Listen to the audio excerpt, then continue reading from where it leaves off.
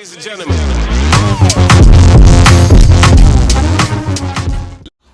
Welcome back to Ammo's Almanac and welcome to the first episode in the series titled Ammo's Road to the Double Century. The last series I uploaded on the channel was the Otter Trail, which I undertook in December 2022, so if you haven't seen that yet, you can check it out here. But anyways, this series starts with a WhatsApp that I received asking if I'd like to take over some old bicycles, to which I agreed, and now I have 3 bikes, one of them being a 2012 Merida Sculptura 904 Comp.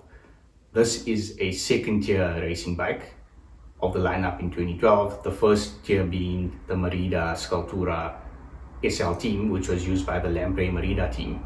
It's got a full carbon monocoque and full carbon forks. Obviously, it's quite a capable bike, so I've decided to set myself a goal of competing in the All Mutual Double Century, which is a 200-kilometer race in South Africa in the Western Cape, starting and ending in Swellendam. Like the Otter Trail, this is somewhat a holy grail of cycling on the South African calendar and an event that many South Africans road cyclists aspire to compete in.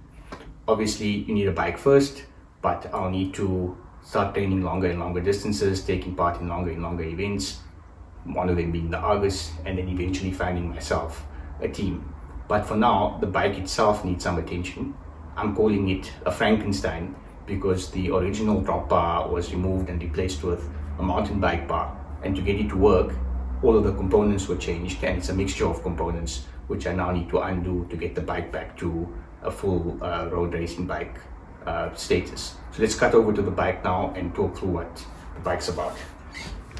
So this is the bike in the white, blue and black color scheme, still in a very good condition, but I think let's go over what's still original and then what we need to change to get the bike back to a full racing bike. So starting with the front wheel, it's a Mavic Axiom. This is the original wheel that came with the bike. That still looks to be in a good condition. I see some rusting on the spokes. I don't think that's too major, but if I do decide to fix that, I'll probably just change the wheel out with carbon wheels. These are wrapped in Continental gator skins. Also still in a very good condition. Looks to be a lot of life left in these.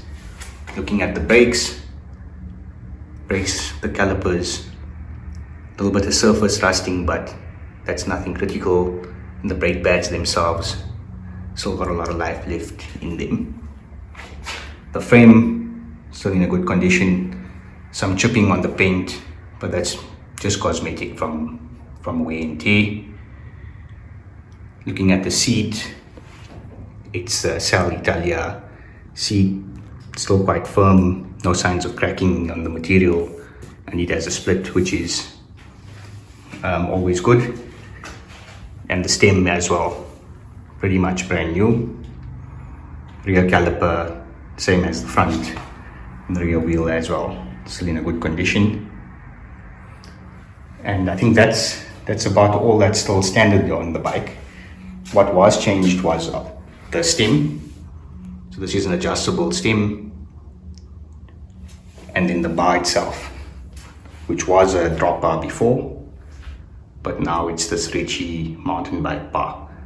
And because it was changed from mountain bike bar, it has mountain bike brakes, mountain bike shifters, and mountain bike derailleur, crank, and rear derailleur.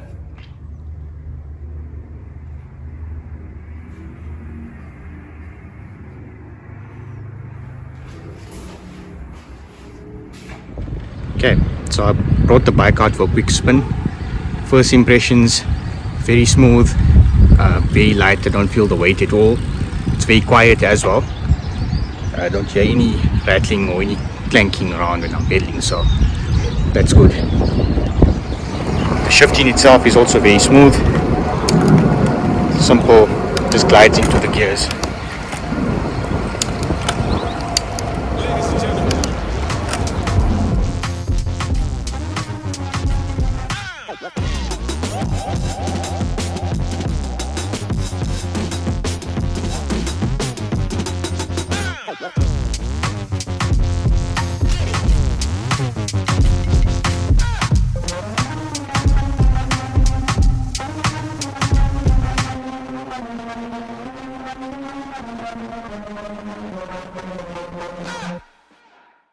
So that was an overview of the bike.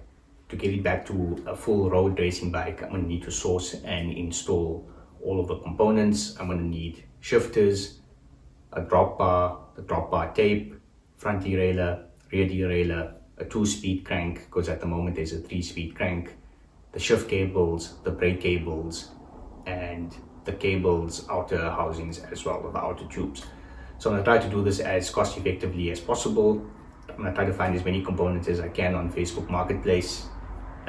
If I'm not successful there, I'll check on Bike Hub, and then if there's anything else still outstanding, I'll have to pop into Cycle Lab. So that's it for episode 1. Hopefully in the next episode I'll have all of these components so that we can take the Frankenstein back to a full road bike. If you made it thus far, thank you for watching. Please don't forget to like and subscribe, and I'll catch you in the next one.